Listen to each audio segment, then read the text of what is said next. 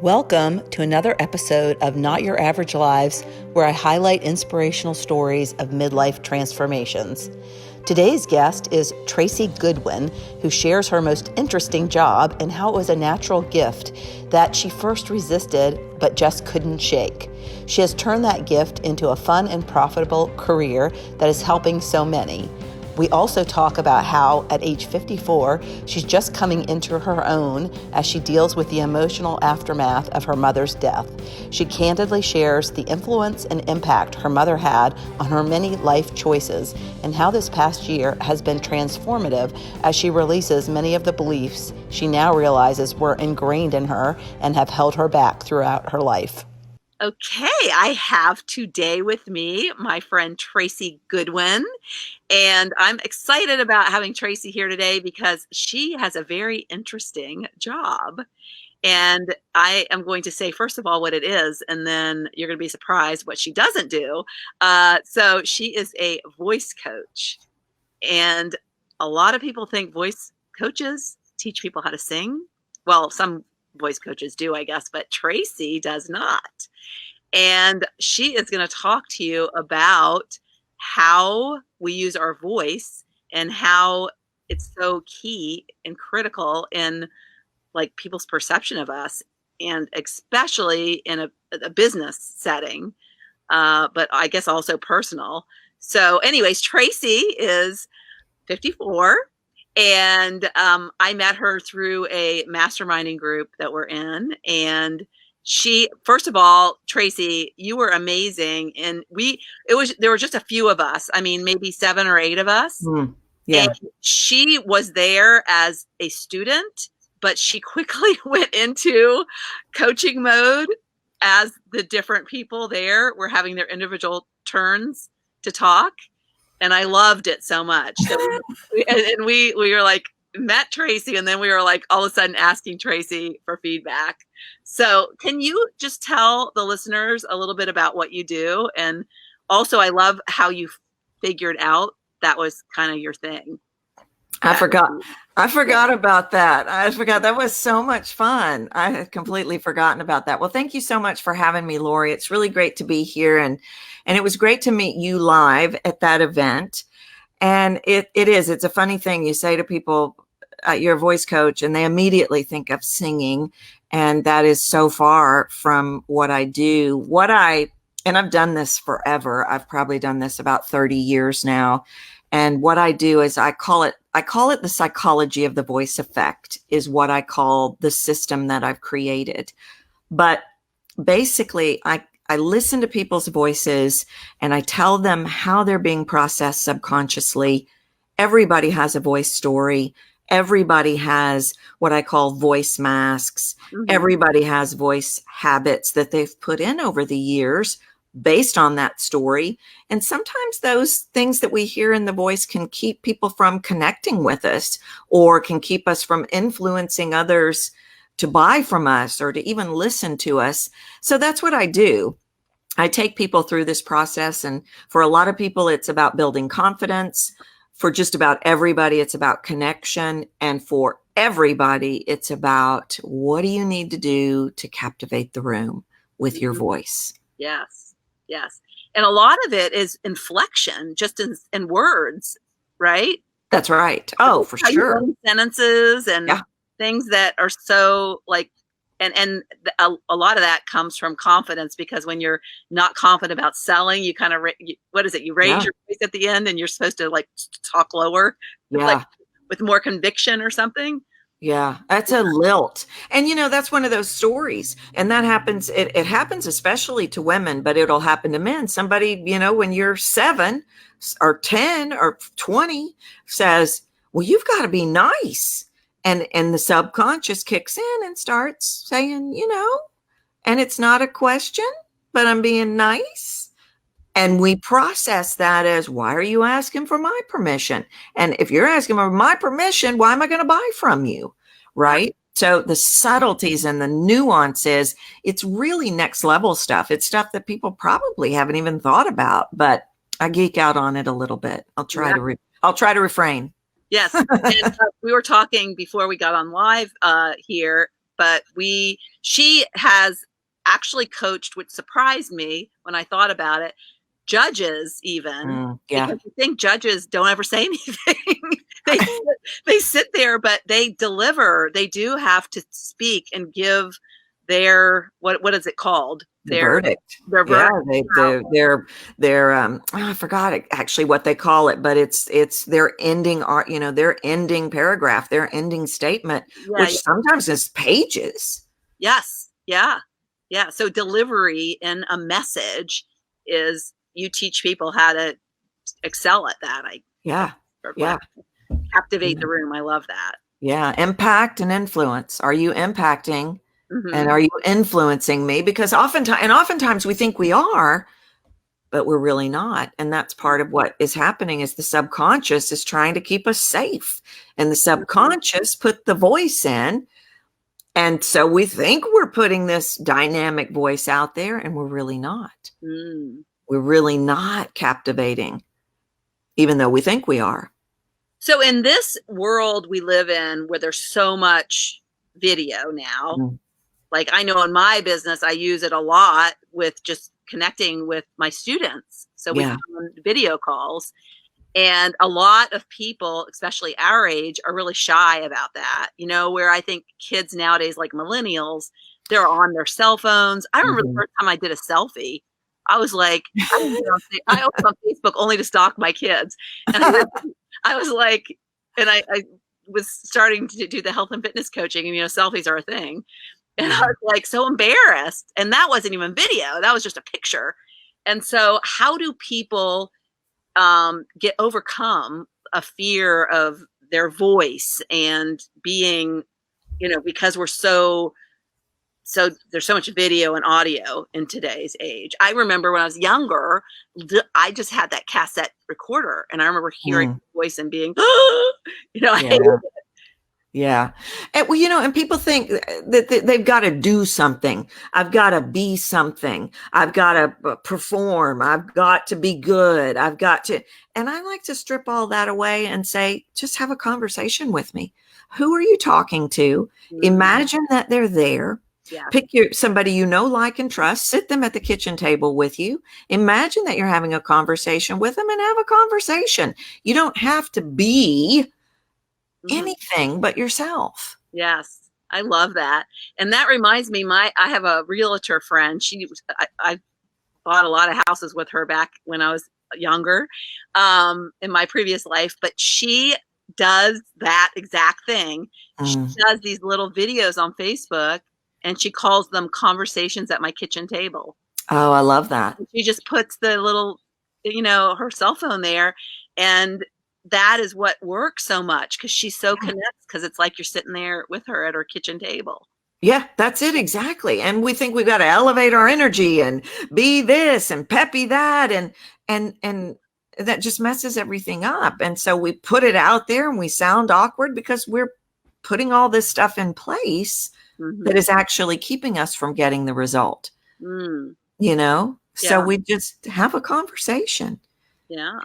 And it's literally that simple. I just recently had a woman that was in a group I do, and she actually works with people on video. And even with her, she realized, oh my gosh, I'm kind of being on. And she just needed to have a conversation. We just literally turned it into, just talk to me.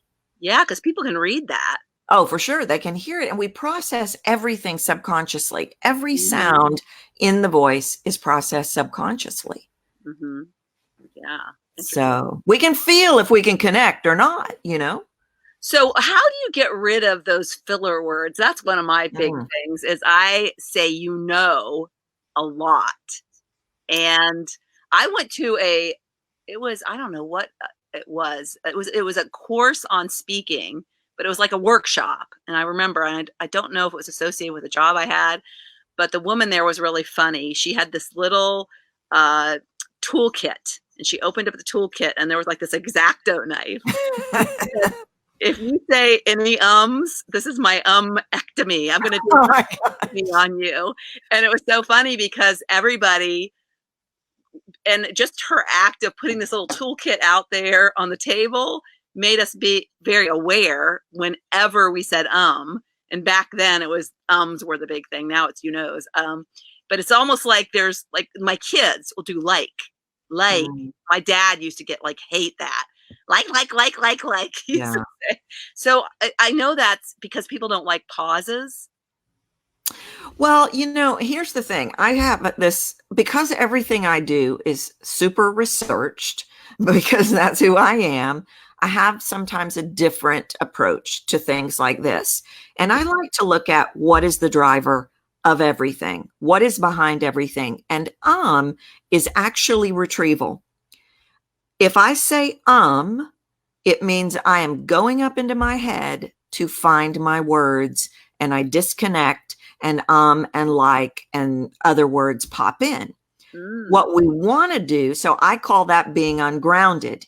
Every time you go up into your head to retrieve something, and the same thing will happen to actors. I work with these actors out here and they've memorized lines, and the same thing will happen to them. It becomes very problematic when they first go to retrieve the memorized lines.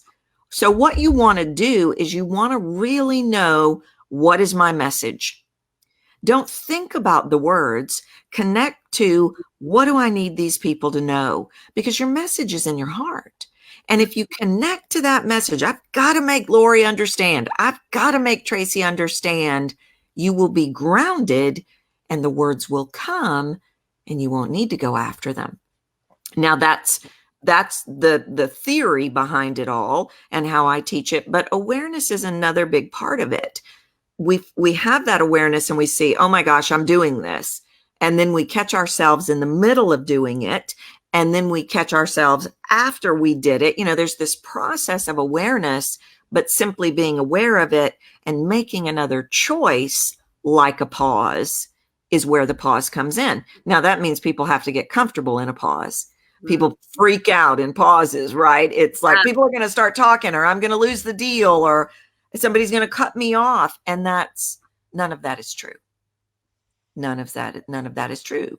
We have to get comfortable in the pause, and we think of we may need to think about our words, but we connect to that message and we have that awareness. I don't need to fill the space. I don't need to fill all the space.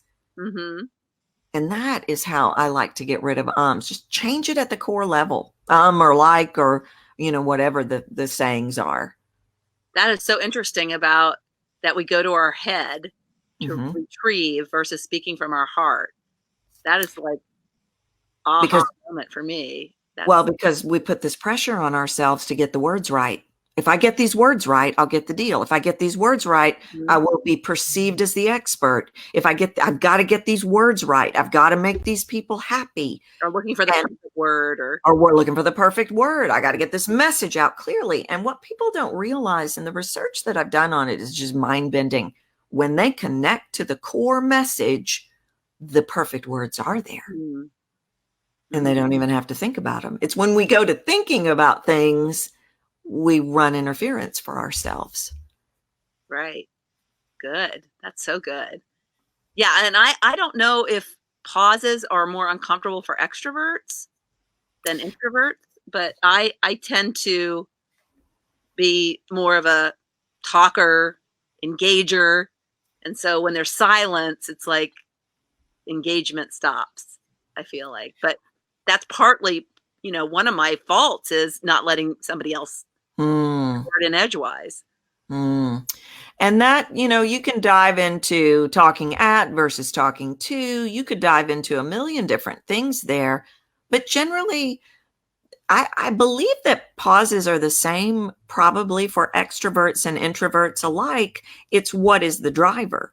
That's where I always go, is what is the driver? Why do you feel you need to fill that space? And you just answered the question for yourself. Mm-hmm. So there it is. I feel like I need to keep talking. For some people, for a lot of people, okay, here's one that an introvert can relate to. If I stop talking, they're going to talk over me. That's not why they're talking over you. They're talking over you because they weren't ever listening, because you aren't making an impact. You're not owning the pause. You're not owning what you put out there. If you own a pause, everybody will sit there and look at you and wait. Yes. Right. But if you kind of sort of don't commit and do it, they're not. They will run over you. It's fears like that. People are going to cut me off. People are going to stop. I'm going to lose the deal. I've heard that many times in sales.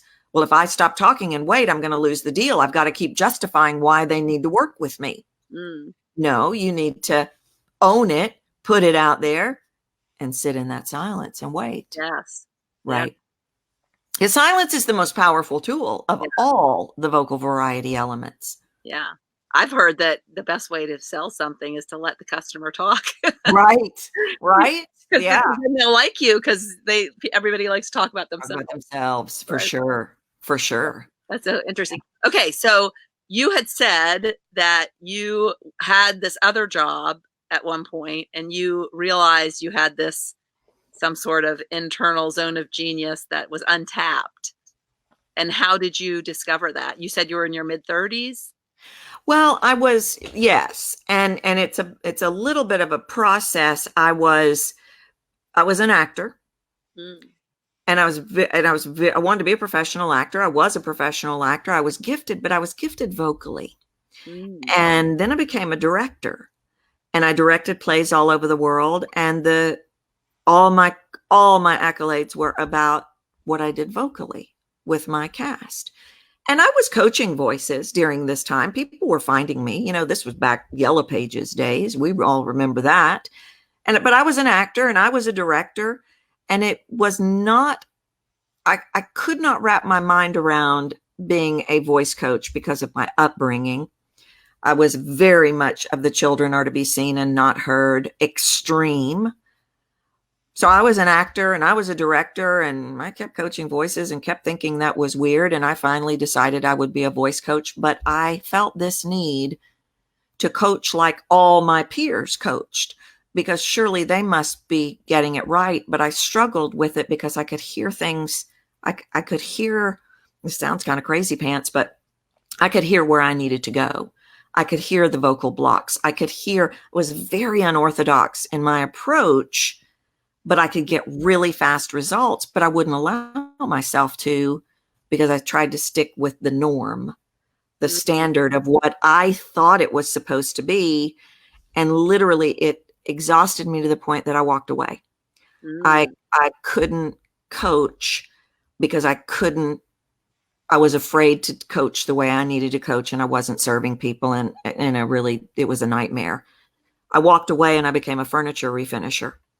And I lived in New York. Yeah, I lived it totally crazy. Lived in New York. The phone's ringing off the hook. People trying to hire me, and me and my super started this business where we would refinish furniture, and I didn't answer the phone for months and months and months. And I would sand and scrape and paint. And one day, this voice in my head said, "What are you doing? I didn't put you here to finish furniture. You have a gift. It is real. Get back and do what I put you here to do." And I came back to being a voice coach, but I became a voice coach the way that I knew the way I knew I was supposed to do it, which was really kind of out there, because I could tell people exactly where the block was. I could hear things in voices and identify them immediately and shift it. And when I was true to what I was put here to do, then my business soared. Yeah. And Tracy lives in LA, because I don't think we mentioned that. Yeah, I'm in LA now. I was in New York City for many years. Yeah. And taught for Mike Nichols at his school. The early years of my career, I was primarily worked with actors. That's Diane Sawyer's husband, right? Yeah. Mm-hmm. Yeah. Yeah. Deceased now, but I taught there and at another conservatory in New York. And as I continued to work with these actors, Skype came around. And so I could reach more business people, and people from all over the world started reaching out to me. And I just really fell in love with business people. Not that I don't still work with actors. In fact, I came out to LA because I was working on a couple of shows, but I love working with business people. And so technology, I have a love-hate relationship with technology. I had my first computer, I think, when I was 36, right? but it opened up this whole other world for me to reach people. Yeah. I happen to work in the computer industry, so I'm trying to think. I think Oh, that's right. the time I used a computer, well, I used one in college, but it was the punch card kind. Oh, But wow. I had a job when I stayed at home with my kids for like 3 years when they were very young, and then I went to work. And the woman there who ran the IT group, it was a small consulting firm, and she sat me down on this desktop computer, and it was a Lotus. Do you remember Lotus? Oh, yeah. Oh, my gosh. Yeah. Predecessor to Excel. You had to hit the slash key to get the menu to come up. And that was my first experience using any kind of software, I remember. But I was like 27, so I was a little bit ahead of you. But, you know, I don't think actors used computers as much as being in the, you know, working for a corporate company. So, okay. So we like to talk about midlife transformations in on Not Your Average Lives. And one thing that I thought was really interesting when I met you, well, first of all, you're just so interesting, the job that you do and how you help people really come out of their shells. I think it's amazing. So I love good topics, but you have had a bit of a transformation this year because somebody who was very influential to you, your mother, she passed away.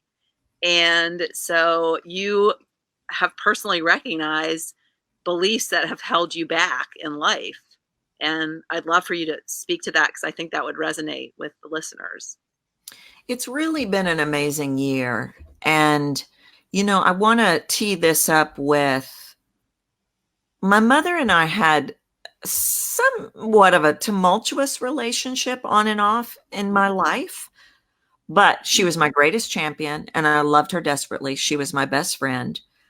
And so there's nothing that I say that is coming from a place of angst because I just have so much gratitude, even more gratitude now that she's gone and I am able to see things differently for what my mom did for me. But and I guess it's probably only been several years that I have been in this mindset work. You know, that just was a little out there for me. That was a little, what do you mean? I mean, I was raised this way and I was raised to be a workaholic and this is what you do. What are you talking about? Mindset. This is what you get and you don't be upset, you know? And intuitively, again, I knew all that couldn't be right because of the mentors that I picked and the people that I saw around me. So I really started working on shifting my mindset 3, 4, 5 years ago. And I kept running it. And plus, you know, it's so related to your voice work too. Yes. Oh, yeah. Oh, yeah. Yeah. Again, another example of how I just refused to listen to the voices in my head that were right. And I really think it was driven out of respect and honor for my parents. I was raised that you honor your mother and father. You just do. That's just what you do. And I did. And I've always struggled with things that run up against those core beliefs. But what I started discovering was there were beliefs in my head that were directly causing suffering for me that were linked to beliefs that my mother had instilled in me. And when my mother passed away, it's been extraordinary to see how my life has changed. I don't even think it's been 6 months. No, it's not. It's maybe been 4 months. And to see what has opened up in my life because I feel free from the beliefs. And I was working on getting free from the beliefs, but it was challenging because these were core beliefs that not only was I raised with, but that were still discussed and brought up. And I'll give you an example. Travel just wasn't okay. You just don't travel. It's not responsible to travel. It's dangerous to travel. You shouldn't travel. You know, I had these real major hangups about travel. And I think I've had 5, 7 trips since my mother passed away. And it was now. Does she live does she walked everywhere? No, she's in Texas. She was in Texas. I'm from Texas originally. Okay. Yeah. And so I had several of those trips were down there. I went to see her twice because I knew that the days were numbered. And then obviously I went down for her funeral. But it was fascinating after she passed away when I had some other travels I had to do. I had to take my son to look at, I mean, it was by default that I started traveling. And this is how I discovered all of this. I would go on these trips and I would hear those sayings and those beliefs and those stories that I had bought into my whole life that kept me from traveling. And I would catch myself in those moments going, well, they would be things like, I wonder what Mother would think about me being here. And then I would realize Mother's gone. And it gave me this permission to be there. And again, I don't mean any of it negative, but it was very, very freeing. And with each trip to look at each college, it got easier and easier. And I started to find a love for it that I had had years and years and years and years ago. And to the point where we just took a trip for Thanksgiving just because. Yeah. Well, when you're doing and traveling and helping people as a voice coach, was she always like saying that wasn't safe? Did you stop or say no to opportunities because of that? Oh, yeah. Yeah. Oh, for sure. Yeah. Oh, there was always this fear and trepidation of there was going to be disapproval. Because there was, and I'm a single mother and have been since my son was 5 months old. And it was very linked to that. You can't go and do that. You know, you single mothers can't go do that. There were a lot of stories and a lot of things linked around. You're a single mother. You can't afford to do that. You can't afford that. You can't go do that. So there was a lot of you can't linked into it. And the first couple of trips I took were taking my son to look at colleges, and it just was paralyzing almost. I really, like you talk about that awareness, I really recognized and was like, oh my gosh, I am bound up with what would Mom be thinking about me being here? And this guilt and fear that was just consuming me. And then I start rewriting that story that Mom is gone. And I had none of those thoughts in the trip we took over Thanksgiving. Yeah. What would you have done differently knowing what you know now if she was, say she was still alive and you have this awareness now? That's such a great question. And, I had already started working on these beliefs. I was already aware of it before she passed away because I had done so much deep dive work on myself and what was limiting me, what was limiting my business, what was limiting finances, what was limiting everything. I really was trying. I've always been working to transform my life, but driving you to be the workaholic, which yes. Oh, for sure. For sure. Oh yeah. Yeah. And I had already come up to grips with, there were a lot of this was driven by stories my mother had laid in. And I guess if I would do anything different, it would be, I would have given myself permission to go ahead and change and trust that voice inside. Right. Trust that voice inside. Go ahead and take that permission slip and say, you know what? This is my life. Yeah, because this is a good example of brain versus heart. Oh, because your brain, and usually that's the parents. Your parents are in your head, and that is the brain telling you what you should do, whereas your heart was and it made you sad. Yeah. And so and supposedly, your heart never makes you feel sad. Your heart makes you feel happy. Those are good feelings.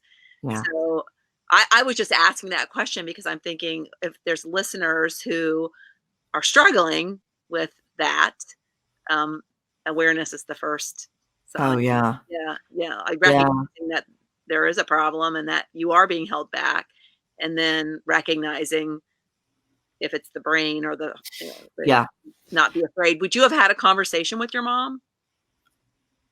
I don't think so. I don't know. That's another really great question.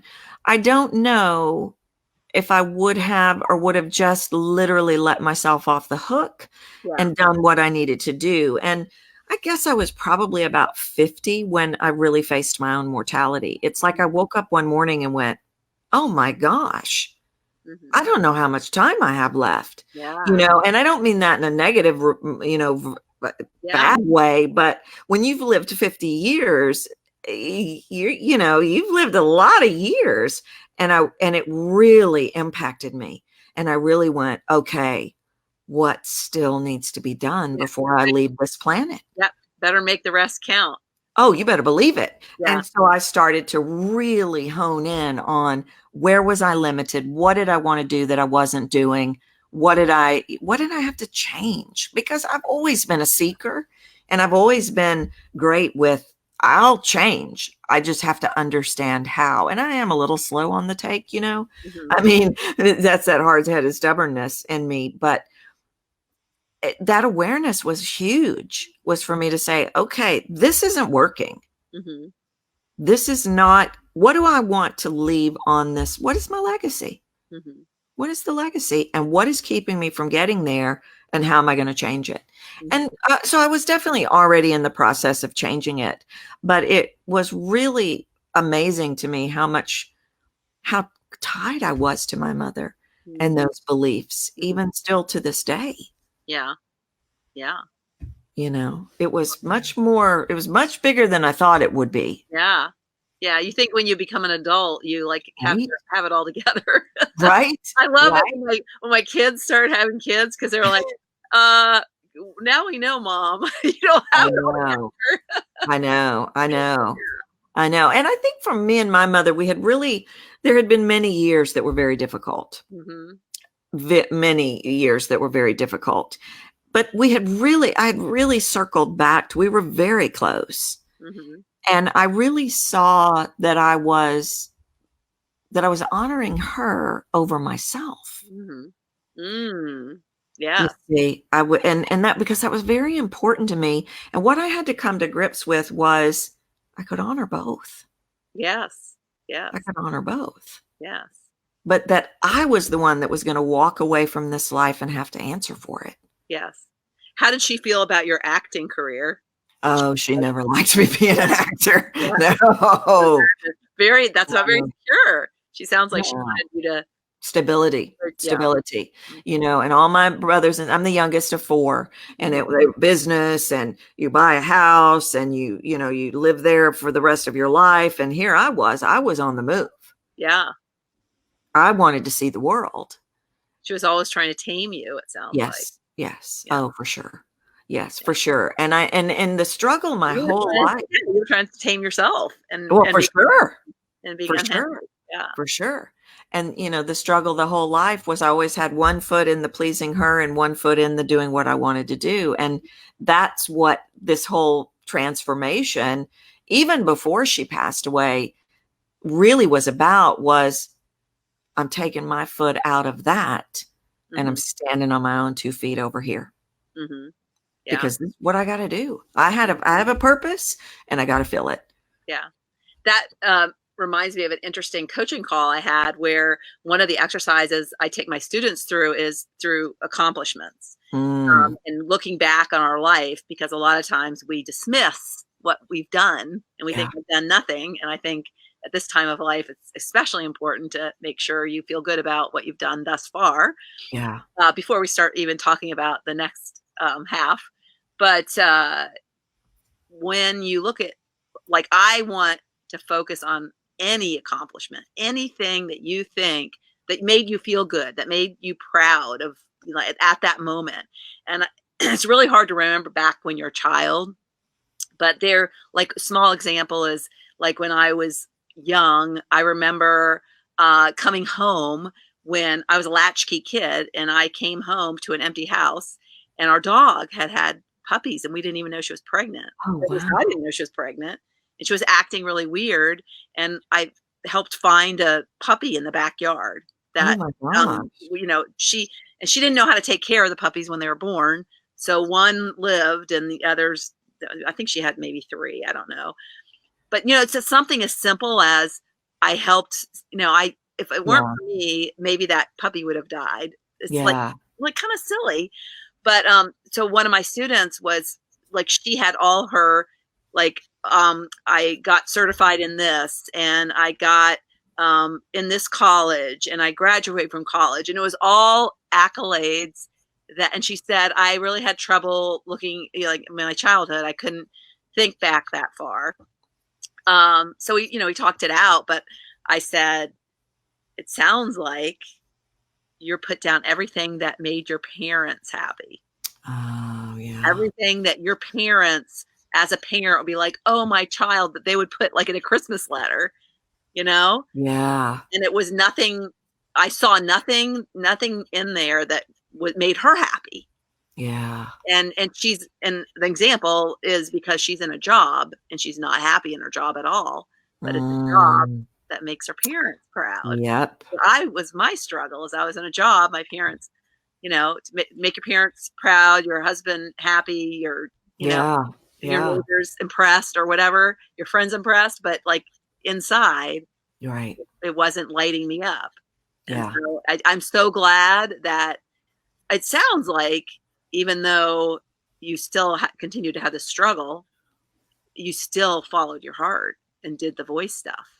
Oh, for sure. It was calling you, and you tried acting, even though you didn't. Yeah, and I think, my hang up on that was, I guess I really probably knew from very early on that I was gifted in voice, but I really struggled with how can that be, because I really was raised in a family where I wasn't allowed to use my voice.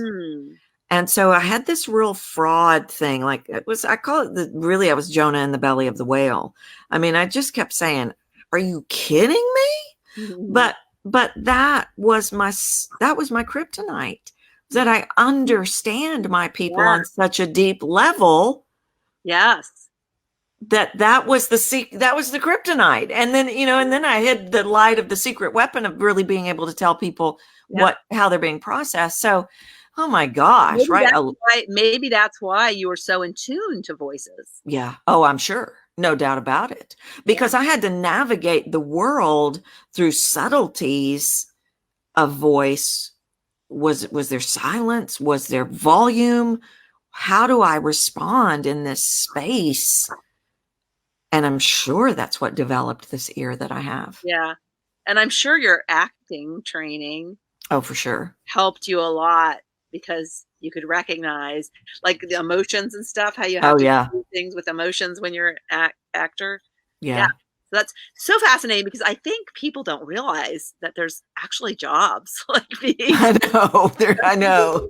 Right. They don't realize how much your voice is like that's a first thing, especially now, like at the phone. You get on the phone with somebody, that's a first impression people get of you. Oh, yeah. Oh, we decide everything about you from your voice. Science has even proven that now, that in the first 30 seconds we hear your voice, we're deciding what kind of car you drive. Did you go to a university? Do you like dogs? I mean, the research is just fascinating. Yeah. And that's because, let me guess, because everybody has these experiences in their head. And so when they hear a voice, it like connects to something in their past, probably, right? It's all about connection. It's all about connection. And it's all about taking me on an emotional journey. What from our voice, we make people feel. And it's not the words that have the power to make us feel. So what is it in your voice that makes me feel, ooh, I like her. Ooh, I relate to her. Ooh, she gets me. And I don't even know you, yet I feel this connection with you. Yeah. That's it exactly. That's so interesting. I a lot of times I'll hear somebody talking. I'm like, oh, they remind me of somebody. Oh, I remember being on an airplane once, and the stewardess or flight attendant, I guess they call them now. But she sounded so much. It was like it was like a 3-hour flight. And at right before we got off the plane, it clicked, and it was a Saturday Night Live character. It was characters on Saturday Night Live, but it was so exactly like that person. And it's interesting. And so of course I immediately liked the flight attendant because liked. Right. Exactly. Exactly. Yeah, that's really interesting. Yeah, it's been very cool work, and that's the power of really connecting to what it is you think you're supposed to, what it is you love, what it is you think you're supposed to do.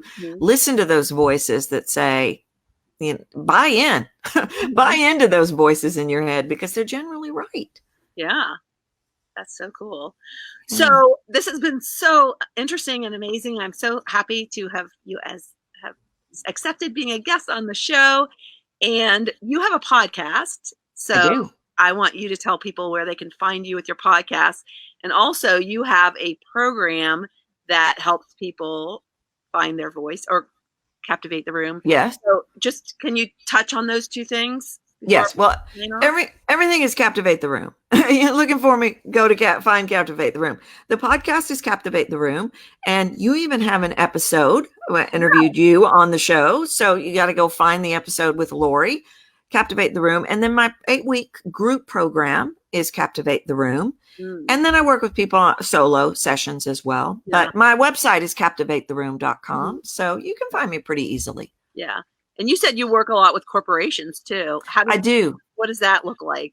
There's any people that have, companies that might need your help. What does that look like? I've got a really cool thing that I've put together for corporations where they usually give me groups of 4, 6, or sometimes 8. And we do a combination of solo sessions and group sessions. So I'm working on individual, well, everything's individualized, but working with each individual.